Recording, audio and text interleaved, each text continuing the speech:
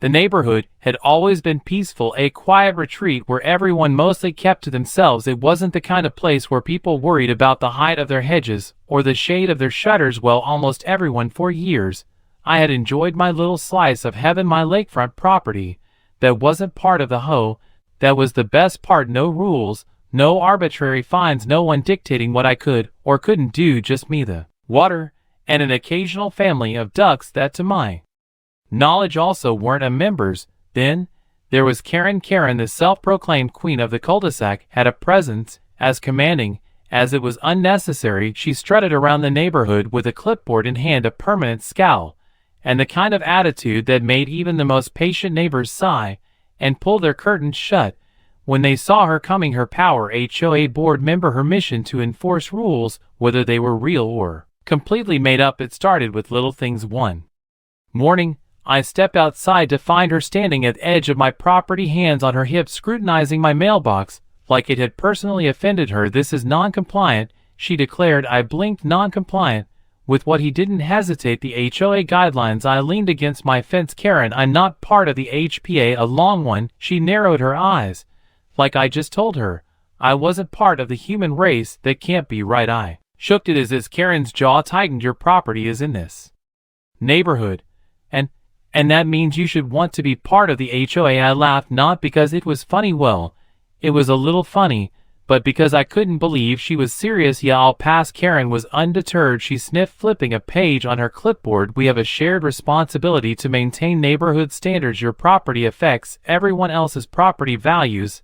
I gestured toward my well-maintained lawn, the neatly painted house, the pristine driveway. "How exactly is my property bringing anyone down?" She had no answer, but that didn't stop her. Instead, she changed tactics. "The lake," she said, as if that explained everything. "What about it?" She straightened up, as though about to make an official declaration. "The HOA has rules about how the lake is used." I raised an eyebrow. "That's great for the H, but again, not a member." Karen pursed her lips, frustration creeping into her face. "You live next to it. That makes it a shared community feature." I smirked. "Karen, this lake is on my deed, private property, not shared, not yours." It was clear she hated that answer. For a long moment, she just stood there, her lips twitching, her fingers clenching and unclenching around her clipboard. I could see the wheels turning in her head, desperate to find some argument that would put her back in control. Finally, she huffed, "Well, see about that." And just like that, she marched away, already making notes, already plotting her next move. I should have known that was just the beginning. A few days later, I woke up to find an envelope taped to my front door, not slipped into the mailbox, not handed to me personally, as if it were an eviction notice or some urgent government decree. I peeled it off and unfolded the paper, already knowing exactly who it was from before I even read the first line. "Notice of violation. Your property is in direct violation of HOA guidelines regarding shared community spaces. Please remove all non-compliant structures from the lakeside area immediately. Failure to comply will result in further action." At the bottom, in an aggressively fancy signature, "Karen, HOA Compliance Committee." I stared at it for a second, then turned my head toward the lake. There was nothing there, no structures, no non-compliant anything, just water, some trees, and a couple of ducks floating by without a care in the world. If anyone was violating HOA guidelines, it was them. I wasn't even surprised. Karen had clearly decided that if she couldn't force me to join the HOA, she was just going to act like I already was. Later that day, I saw her again patrolling the neighborhood, like she was the sheriff of some suburban Wild West. The second she spotted me, she made a beeline straight for my driveway, clipboard at the ready. "Did you get my notice?" she asked. "All business." I held up the paper. "Oh, you mean this?" "Yeah, I did." And I folded it up neatly and tucked it into my back pocket, and I threw it away. Karen's EY twitched. "You can't just ignore an official HOA notice." "Pretty sure I can, because I'm not in the HOA." She let out a sharp exhale, as if I were personally testing the limits of her patience. "The HOA has jurisdiction over shared spaces, and since your lakefront property affects the ethic of the neighborhood, it falls under." I cut her off with a raised hand. "Hold up, did you just say my lakefront property?" A flicker of hesitation crossed her face, but she doubled down. "The lake is a natural feature that impacts all of us. We all have a stake in how it's maintained." I crossed my arms. "Karen, do you own part of the lake?" She scoffed. "Of course not. Do any other HOA members own part of the lake?" Silence. I tilted my head. That's weird because I do. Her lips thin. That doesn't mean you can just do whatever you want with it. I grinned. Actually, that's exactly what it means. For a moment Karen looked like she might explode. Then, in true Karen fashion, she composed herself, straightened her clipboard, and put on her best "this isn't overexpression." "Fine," she said, voice tight, "but if I see anything violating HOA standards, I'll have no choice but to escalate this." I gave her a thumbs up. "You do that." She spun on her heel and stormed off. I figured that was the end of it. I was very, very wrong. Over the next week, Karen went into full enforcement mode. First, it was the petty violation notices. Every day a new one would appear, always taped dramatically to my door, always signed with her overly aggressive signature. Notice: unauthorized landscaping adjustments detected near community water feature. Notice: unregistered personal dock structure must be approved by HOA. Notice: non-compliant outdoor furniture visible from HOA properties. I had no idea what she was talking about. I didn't have a dock. My furniture, a couple of Adara chairs by the shore, landscaping the trees. It didn't stop there. One morning I saw her standing at the water's edge with a ruler. I stepped outside, coffee in hand, and just watched as she kneeled down, pressed the ruler into the ground, and squinted at the measurement. "What are you doing?" finally asked. She didn't even look up, checking grass height. I stared at her. "On my property." He sniffed. "It affects property values." I took a long sip of my coffee. "Karen, you're trespassing." She stood up, brushed off her knees, and huffed. "This is a community matter." "No, it's my lawn." Her eyes flicked toward my phone, which I had just casually pulled out, and aimed at her. He stiffened. "What are you doing?" "Recording evidence, in case I need to file a real complaint." For the first time, Karen hesitated, then with one final harumph, she stomped off, muttering something about escalating the issue. By now, the neighborhood had started to take notice, and that's when things really got interesting. By this point, it was clear that Karen wasn't going to stop. She had declared war, and her battlefield was my property line. If I ignored her, she escalated. If I pushed back, she doubled down. But I wasn't about to just roll over and let her dictate what I could do with my land, so I decided to have a little fun. The next time Karen came stomping up to my driveway, clipboard clutched tightly in her talons, I greeted her with a smile. "Karen, great to see you again. What can I do for you?" She narrowed her eyes. "Did you receive my latest notice?" "Oh, the one about my unauthorized water usage?" I asked, barely able to keep a straight face. "Yes, the HOA has strict regulations about environmental impact, and any modifications to the lake area need to be approved." I crossed my arms. "Karen, I didn't modify anything." She scoffed. "Your property is clearly disrupting the neighborhood's aesthetic balance." I nodded. "Seriously, you're right. I should probably do something about it." Karen blinked. She wasn't expecting that. For a moment, she looked victorious, like she had actually won. But I wasn't finished. "That weekend, I made some improvements to my lakefront. First, I put up a massive private property sign, big, bold, visible from Karen's house. Then, just for fun, I added a second sign right underneath it, and "Oh, trespassing, especially you, Karen." By Monday morning, Karen was fuming. She marched over, finger jabbing at my new masterpiece. "This is completely unnecessary." I sipped my coffee. "Seems necessary to me." She crossed her arms. "It's inappropriate." I shook. "It's on my property." She let out a sharp breath. "You can't just put up ugly signs like this." I tilted my head. "Funny, I checked the HOA rule book, and there's nothing in there about sign placement on a property." Her nostrils flared. "That's not the point." "Oh, but it is," I said cheerfully. "See, I took your advice, Karen. I decided to protect neighborhood aesthetics." She scowled. "How is this protecting aesthetics?" I grinned. "By reminding people which properties they don't control." For a split second, I thought she might actually explode. Instead, she turned on her heel, huffed dramatically, and stormed off without another word. But that was just the beginning. If Karen wanted a battle of petty tactics, I was more than happy to oblige. She kept sending her ridiculous notices, so I started framing them. Yes, framing. I dedicated a whole wall in my living room to the Karen collection. Every single fake violation notice she had ever sent me, displayed in neat rows, like they were treasured awards. When a few neighbors came by for a visit,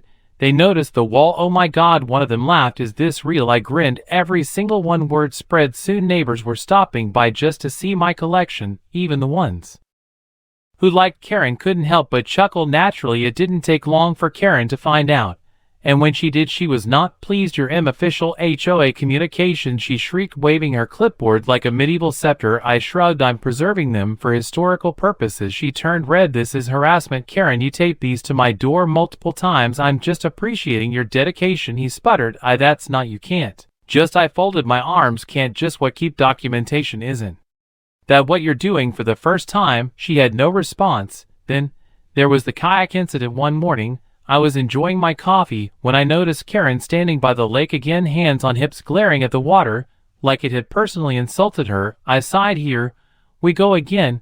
I walked down to meet her problem. She pointed at my brand new kayak, which I had just bought for some peaceful paddling around my lake. That's unregistered, she snapped. I blinked. I'm sorry, what? She huffed. HOA regulations require all watercraft to be registered with the board. I smirked. That's great, but again, not HOA. She crossed her arms. It's a safety concern. Oh, who am I endangering the fish? She bristled. If you're going to have an unregistered vessel, I'll have no choice but to report it to the HOA committee. I let that sink in. Karen, you're going to report my personal kayak to a board that has no power over me? She lifted her chin. I nodded, rubbing my chin. That's good, because I was just about to report you for unauthorized land inspections. Her confidence wavered when I pulled out my phone and tapped the screen. See, I spoke to a lawyer friend of mine. Turns out, when you step onto my land to conduct your little inspections, you're actually trespassing. Karen's face paled. I continued, so, if you want to report my complete legal kayak, I'd be happy to report your trespassing to local law enforcement. She was silent.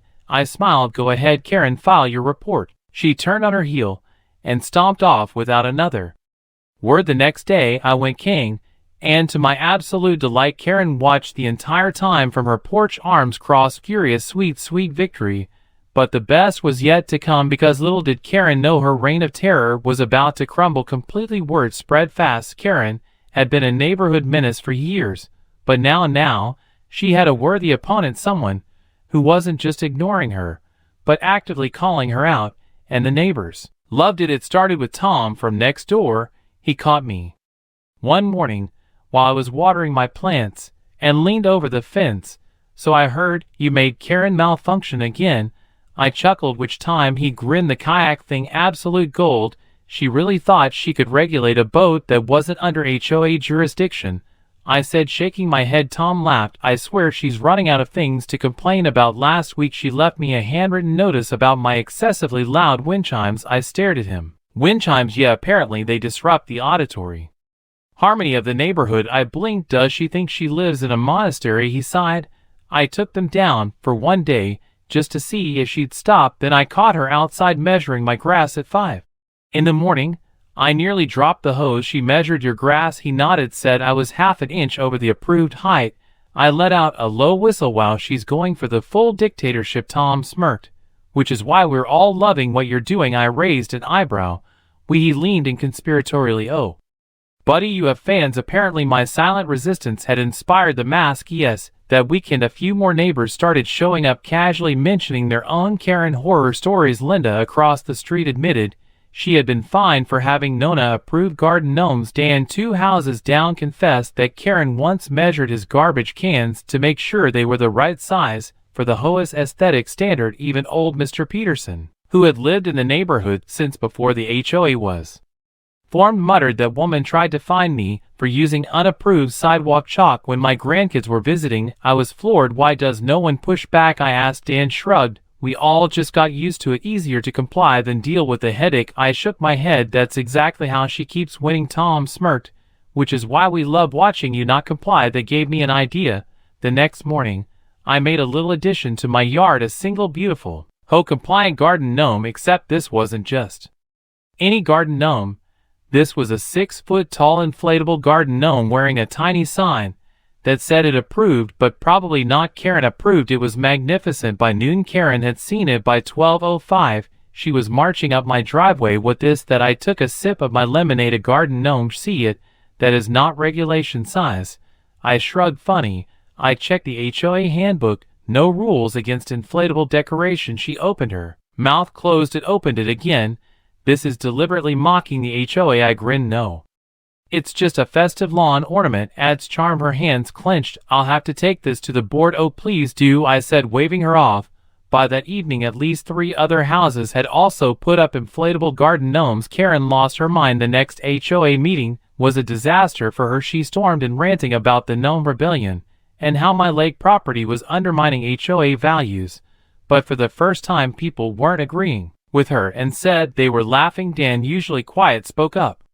Karen, maybe we're all just sick of the rules. Linda chimed in. Yeah, why can't we have fun things? Why does everything have to be a violation? Even the HOA president, a guy named Mark, who usually went along with Karen's antics, looked tired. I think he said, slowly rubbing his temples, that we might need to revisit some of these policies. Karen turned red. We cannot just let people do whatever they want. I leaned back in my chair. Karen, I put up a gnome, not a theme park. Snickers spread through the room. Mark sighed. Karen, I think we've spent enough time on this, but enough, we'll discuss this later. That was the first time Karen had ever been shut down publicly. I could see it in her face, the realization, the loss of control. And it was beautiful. After the meeting, Tom clapped me on the back. That was legendary. Linda grinned. I think Karen might actually combust. Even Mark, the HOA president, gave me a weary but genuine nod. I don't always agree with how you do things, but you have a point. I smirked. I usually do. The neighborhood was changing. Karen's grip was slipping. She was going to fall completely. Karen wasn't used to losing. For years, she had ruled the HOA with an iron fist, issuing fines, handing out violations, and making people jump through ridiculous bureaucratic hoops for the privilege of living in their own homes. But now people were pushing back, and she was losing control. And Karen, he did not take that well. First, she doubled down. Since her HOA notices weren't scaring me into submission, she stepped up her game. One morning I looked outside and saw Karen literally pacing back and forth near the lake with a notepad, writing things down like she was some kind of suburban detective. I grabbed my coffee and strolled outside. Morning, Karen, I said casually, sipping my drink. What you doing? She didn't even look at me. Documenting infractions. I raised an eyebrow. Oh yeah? Like what? She huffed. Your lakefront area is not in compliance with community standards. I stared at the perfectly normal patch of land. You mean the grass? Yes, I sighed. Karen, it's grass. It's been here since before you were born. She flipped a page in her notepad. Your shoreline is also not uniform. I nearly choked on my coffee. Excuse me. She pointed, her expression serious. Look at the way the rocks are positioned. It's not symmetrical. I blinked. You're complaining about the shape of my shoreline? She lifted her chin. If it affects the aesthetic appeal of the lake, yes. I couldn't even respond. I just stared at her, wondering if I had finally stumbled upon peak. Karen in. She made her biggest mistake. A few days later, I got a letter in the mail, not a Karen, taped to the door. Letter A, real one, from the HOA's legal team. I opened it up and read, notice of non-compliance, HOA legal action pending. Dear homeowner, this letter serves as a formal notification that your property has been found in violation of HOA lakefront usage policies. You are hereby ordered to cease all unauthorized activities and remedy all non-compliant landscaping issues immediately. Failure to comply will result in further legal action, including potential fines. Sincerely, P. Compliance Committee. I burst out laughing. She had actually tried to sue me, so I got a lawyer, not just any lawyer, a real estate attorney who specialized in HOA disputes. When I handed him the letter, he read it, chuckled, and said she really thinks she can enforce HOA rules on non-plate property. Apparently he grinned. This is going to be fun. The next HOA meeting was an event. People packed the room. Even folks who usually avoided these things showed up, sensing that something big was about to go down. Karen sat at the front, arms crossed, looking smug. I took my seat next to me. My lawyer calmly adjusted his tie and set a very thick folder on the table. Mark, the HOA president, cleared his throat. All right, let's begin. First item on the agenda. Karen cut him off. I want to discuss the ongoing violations at the lake property, she said sharply. Mark sighed. Karen, the homeowner, has continuously ignored HOA regulations and has refused to bring the property into compliance, she said, voice rising. We have sent multiple notices, and now legal action is required. I raised a hand. Question mark. Pinched the bridge of his nose. Go ahead. I gestured toward Karen. Can she explain how an HOA can enforce rules on a property that isn't in the HOA? A murmur rippled through the room. Karen's smug expression faltered. The property is adjacent to HOA land that makes it subject to community guidelines. My lawyer chuckled, actually said, smoothly flipping open his file. It does not. Karen froze. He pulled out official property records, deeds, and even a statement from the county confirming that my land was 100% private property. The HOA has zero legal authority over this property. He continued. Any attempts to enforce fines or legal action would be considered harassment. Silence. Karen's face turned bright red. Mark cleared his throat. Well, that settles that then.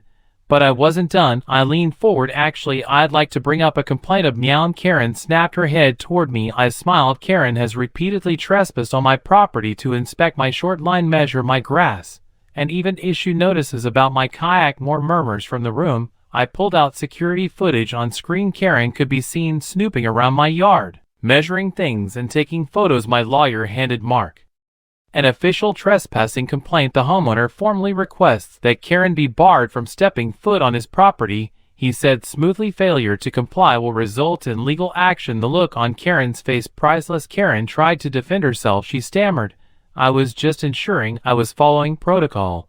But it was too late. The room had turned against her. Even Mark, who usually tolerated her antics, shook his head. Karen, this is gone too far. The final nail in the coffin. The HOA voted to remove her from the compliance committee. Just like that, her power trip was over. She sat there stunned as the realization hit. For the first time, Karen had lost that night. As I sat on my porch watching the lake, Tom walked over, beer in hand. You did it, he said with a grin. I smirked. I had helped. He raised his drink to Karen's downfall. We clinked bottles, and for the first time in a long time, the neighborhood felt peaceful, at least until Karen tried one final stunt. Karen wasn't the type to go down without a fight. Even after being publicly humiliated, legally shut down, and officially stripped of her HOA authority, she still had one last trick up her sleeve, because of course she did. A week after the infamous HOA meeting, I woke up to find a brand new violation notice taped to my door. But this one was special. It wasn't from the HOA, it was from Karen herself, handwritten, scrawled in furious ink, and taped with enough force that I almost had to pry it off. The final notice the HOA may have turned against me, but I will not stand by and let you continue to disrupt this community. Consider this your last warning. If you do not comply, I will escalate this further. I read it twice, then I burst out laughing. Karen had officially gone rogue. Naturally, I did what any sane person would do. I marched straight to the HOA president's house and handed him the letter. Mark read it, sighed deeply, and rubbed his temples. I was really hoping she'd let it go. I grinned. Hope is a dangerous thing. He shook his head. This is harassment, and since she's no longer part of the HOA board, he trailed off. But I knew exactly what he meant. Karen was now just a random neighborhood lady harassing me, which meant she no longer had any shield of authority protecting her from consequences. Sweet, sweet consequences. Later that evening, the final blow landed. Karen's own mailbox had a letter waiting for her from the actual HOA, formal notice finding her for harassing a homeowner trespassing, attempting to enforce rules without authority. Karen was getting fined by her own HOA. I don't think she had ever experienced that level of cosmic irony. The next morning, I saw her standing in her driveway gripping the letter, staring at it in disbelief. She turned and saw me watching for a moment. We just stared at each other. Then, without a word, she stormed back inside and slammed the door. I had a feeling that was the last time she'd try messing with me, but just to be sure, I decided to make one final addition to my yard. A brand new garden sign read, "You're free," and loving it, and right underneath a second sign in smaller print now, with 100% less Karen, who was beautiful, and the best part, that weekend at least 5 other houses put up the exact same sign. Karen, she stopped talking to everyone, and just like that, the reign of HOA Karen was officially over. Life in the neighborhood felt different, better. For the first time in years, people actually relaxed. The constant fear of getting a fine for something ridiculous like wind chimes or garden gnomes was gone. No more surprise violation notices appearing on doors. No more ridiculous grass height inspections at 5 in the morning. No more Karen. Well, technically, she was still there, but after her downfall, she had gone into self-imposed exile. She stopped patrolling the streets. She stopped handing out fake citations. She stopped talking to anyone who had ever defied her, which meant basically everyone. Her once pristine front lawn, which she had spent years meticulously maintaining like it was a sacred temple of suburban superiority, started losing its perfection. A weed or two popped up, her bushes grew a little uneven, her driveway developed a stain, and no one, not a single person, rushed in to help because the dictator had fallen, and no one owed her anything. Meanwhile, the neighborhood thrived. The garden gnome stayed, the inflatable decorations multiplied, and the HOA started making changes. The new board, led by Mark, who had finally woken up to Karen's insanity, revised several of the most ridiculous rules. No more fines for harmless decorations, no more secret compliance inspections without warning, no more power-hungry enforcers creating rules out of thin air. People actually started enjoying their homes again, and for the first time ever, I wasn't the neighborhood villain. I was the guy who took down Karen. One evening, as I sat by the lake, Tom wandered over, beer in hand. He popped down in a chair next to me and sighed contentedly. "Man, it's peaceful now," I smirked. "Told you the Atro wouldn't collapse without Karen," he laughed. "Yeah, and now we finally get to enjoy the neighborhood without feeling like we're in a damn dictatorship." I nodded toward Karen's house. "Think she'll move?" Tom took a sip of his drink. "No, she's too stubborn." We sat there in comfortable silence for a while, watching the water. Then Tom chuckled. "You know, we should get a neighborhood gift for Karen." I raised an eyebrow. "Oh," he grinned, "like a going-away present, even though she's not going anywhere." I smirked. "What are you thinking?" His eyes twinkled mischievously. "A personalized garden gnome." I burst out laughing. "Better yet," I said, catching my breath, "let's make it one of those motion sensor ones that waves every time she walks by." Tom nearly spit out his beer. "Dude, that's evil." I know. We clinked bottles. A few weeks later, a mysterious package arrived on Karen's doorstep, a custom-made HOA-approved garden gnome, complete with a tiny sign that read "Neighborhood Compliance Officer Retired." The best part, she couldn't even complain about it because it was 100% regulation size. And that, my friends, is the story of HOA Karen's downfall. The lake remains mine, the ducks remain free, and the neighborhood, it's finally a place worth living in, all thanks to one simple truth: sometimes the best way to deal with a Karen is to outer her.